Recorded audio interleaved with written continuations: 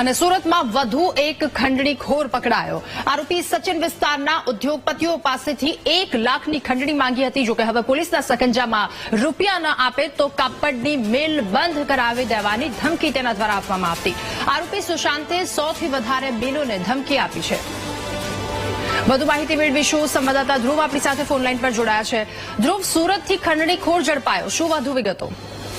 સાચી વાત છે। સુરતના સચિન જીઆઈડીસીમાંથી વધુ એક જે મિલ માલિકો જે છે કે એમ્બ્રોઇડરીના કારખાના હોય કે પછી અન્ય જે ઉદ્યોગપતિઓ જે છે તેને એ પાસે ખંડણી માંગનાર વધુ એક આરોપીને સચિન જીઆઈડીસી પોલીસે ઝડપી પાડ્યો છે।